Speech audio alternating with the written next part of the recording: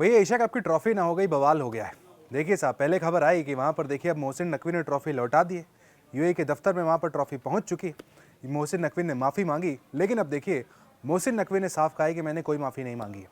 मोहसिन नकवी ने अपने x post में लिखा है कि मैंने बीसीसीआई से कोई माफ़ी नहीं मांगी, ये सरासर झूठ है, गलत है।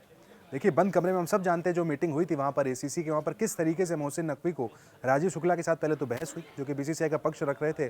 उसके बाद देखिए खबर भी आई थी, यहाँ पर क्लियर खबर थी कि भाई वहाँ पर उन्होंने माफ़ी मांगी है, कहा है कि जो हुआ वो गलत है, वो नहीं होना चाहिए था। लेकिन अपनी बात से अब मोहसिन नकवी पलट गए। उन्होंने साफ कहा कि मैंने कोई माफ़ी नहीं मांगी है।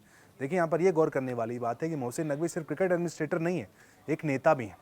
पाकिस्तान के गृह मंत्री भी हैं, उनकी सरकार के काफ़ी इंपॉर्टेंट मेंबर भी हैं, पाकिस्तान क्रिकेट बोर्ड के भी करता धरता है। इतनी बड़े बड़े महत्वपूर्ण पदों पर बैठे मोहसिन नकवी साफ कह रहे हैं कि मैंने माफ़ी नहीं मांगी है। ये गलत तथ्य चलाया जा रहा है। अपने एक्स पोस्ट में काफ़ी लंबी चौड़ी बात उन्होंने लिख दी है। नकवी ने भारतीय मीडिया पर भी आरोप लगाया और लिखा है, भारतीय मीडिया तथ्यों पर नहीं बल्कि झूठ पर पनपता है। मैं बिल्कुल साफ कर दूं कि मैंने कुछ भी गलत नहीं किया और ना ही मैंने कभी भी बीसीसीआई से माफ़ी मांगी और ना ही कभी ऐसा करूंगा। ये मनगढ़ंत बकवास सस्ते प्रचार के अलावा और कुछ नहीं है, जिसका उद्देश्य केवल अपने ही लोगों को गुमराह करना है। दुर्भाग्य से भारत क्रिकेट में राजनीति को घसीटता जा रहा है, जिससे खेल की भावना को नुकसान पहुंच रहा है। एसीसी अध्यक्ष के रूप में मैं उसी दिन ट्रॉफी सौंपने के लिए तैयार था और अब भी तैयार हूँ। अगर वो वास्तव में इसे चाहते हैं तो मुझे इससे लेने आए और एसीसी ऑफिस में उनका स्वागत है।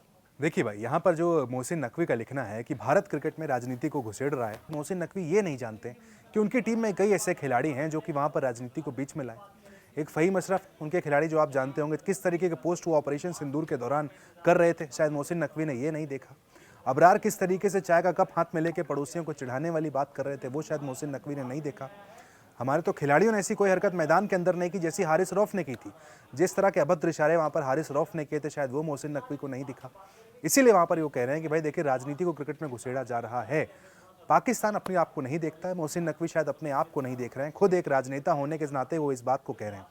देखिए, इंडियंस हम कुछ कहें, शायद मोहसिन नकवी को समझ में नहीं आए, लेकिन उनके ही देश के, उनके पूर्व खिलाड़ी, उनके सो कॉल्ड महान खिलाड़ी शाहिद अफरीदी ने भी साफ कहा था कि देखिए मोहसिन नकवी को क्रिकेट का नहीं पता है। उन्होंने साफ कहा था कि उनके सलाहकार जो उन्हें एडवाइस देते हैं उसके हिसाब से मोहसिन नकवी चलते हैं। इस तरह के लोग क्रिकेट एडमिनिस्ट्रेशन को बर्बाद कर रहे हैं। उन्होंने साफ कहा कि आपको गृह मंत्रालय अलग रखना चाहिए, क्रिकेट अलग रखना चाहिए।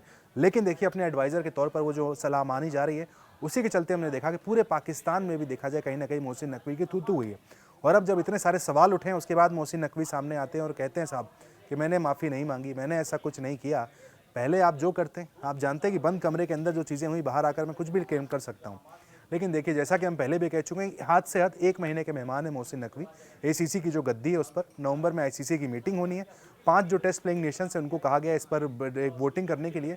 उन वोटिंग के आधार पर ये तो मानकर चला जा रहा है कि मोहसिन नकवी की जो गद्दी है, जो ये एसीसी हेड की कुर्सी है, 1 महीने से ज़्यादा अब नहीं चलने वाली है।